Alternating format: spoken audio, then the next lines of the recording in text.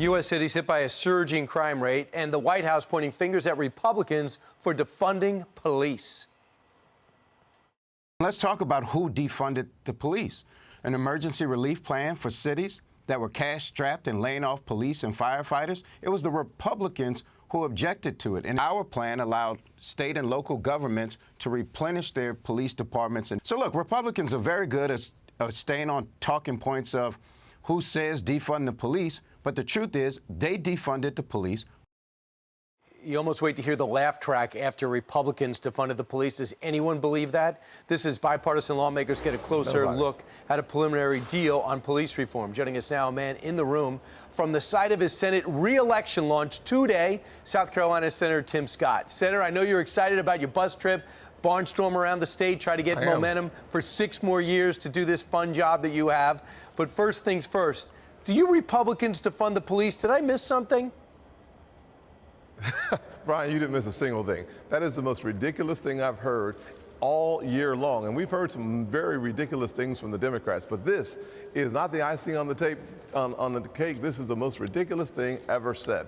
The facts are simple. Seattle, Portland, Los Angeles, Cleveland, and New York, Baltimore, all have defunded to police. What we've seen is a 40% increase in violent crime in major cities because the Democrats have been defunding the police for the last year plus. What we have done on the other side, of course, is to refund the police. Even the police reform legislation that I'm currently working on provides more money for officers because the last thing you can do is ask someone to go into the most dangerous places in our country without the resources and without covering their liability. If you don't do those two things, you can't ask good people to go into bad places to make them even better. Senator, yesterday buried in all the huge news with Joe Biden stepping on his own message of bipartisanship by saying, I'm going to jam $4 trillion down your throat and then walking it back on Saturday.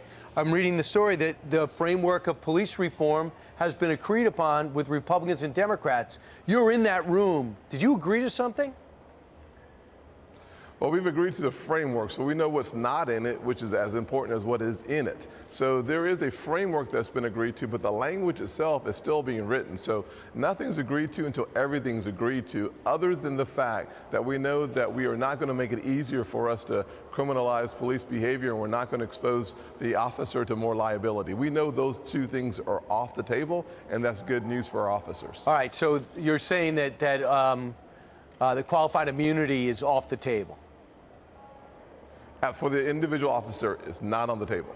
Right. You'll go after the state. And Brian, it's also good to you're able to go after the jurisdiction, whether it's a local, state, or whomever, number one. Number two, I'd say it's also very important to realize that we have the law enforcement agencies, the NAPO, the FOP, IACP, the alphabet soup of law enforcement agencies and organizations are helping us craft the legislation. So we're not doing this in a vacuum or a silo. I'm sure Corey's talking to the civil rights groups on the other side, but we're making sure that what we do protects the officer and the community that they serve. If you can't do both, you shouldn't do either. And Senator, I know I don't have to tell you this, but in speaking to the number of officers that I speak to regularly, you have to make the job more attractive, not less attractive. You're losing people by the hundreds around the country. So you could blame all you want. The bottom line is the most vulnerable are the most vulnerable because the police officer numbers are going down and they're staying in their cars because they're told not to do anything. Well, all over the country, we're seeing that reaction because liberal cities and liberal councils and mayors are making targets out of police officers. It's the least common sense thing in America. I had a group of African-American leaders meeting with Attorney General Barr at the time here in South Carolina, and the question came up about defunding the police. I asked for a show of hands who wants to defund the police. Not a single leader wants to defund the police, but the liberal elites in the Democrat Party want to make targets out of our law enforcement officers. It's our responsibility to stand in the gap, stand in the fire, because they do that every single day for us. We're going to do it for them. So, Senator, in this country, it's something I've never experienced in my life. More people are deciding not to work than to work. We can't get cargo off ships. We can't get truck drivers behind the wheel of a car. And a lot of it has to do, even though Democrats say the data doesn't show that, that they say has a lot to do with the supplemental insurance. In about 20-plus states, they've cut the supplemental back. What are the after effects? Well, the after effects of 21-plus states that have already decided to eliminate the federal benefit, enhanced benefit on unemployment, will be people coming back to work. You cannot pay people $20 an hour to stay at home and ask them to come back to work for something near the same. That is just an undeniably difficult choice for people to make.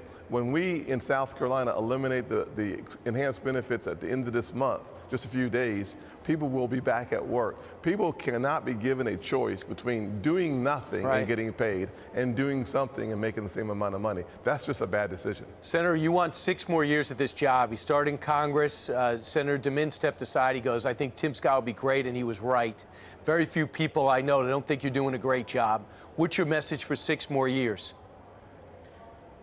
Was a message of hope and opportunity. Promises made are the promises kept. We are going to focus our attention on expanding opportunity zones, expanding our economy for all people. And we are not going to have a blame game like the Democrats are having. We're going to talk about the unified America, the American family working together to make sure that we all prosper together. That is a simple message. It is one that we will focus on from an economic standpoint and from an education standpoint. School choice. Quality education is the closest thing to magic in America. That's what we're going to do, and we're going to get it done. And when will you decide if you're going to go 6 years or you're going to, after 2, run for president? Well, Brian, that's a good question. The presidency of my homeowner association isn't open until 2026. Right. So hopefully I'll be able to work through my term. Right. I wasn't talking about that. I was talking about the White House place. Brian, well, Brian, I misunderstood you. Let me just say it this way. The only thing that matters is 2022. You have to win in 2022. We'll see what happens next. You guys can, of course, help me win in 2022 by going to votetimscott.com. All right, he's going to be on a bus all day and getting off and talking to people. It's always exciting to launch a re-election campaign. Thanks for joining us first, Senator. Thanks, Brian. God bless. You got it.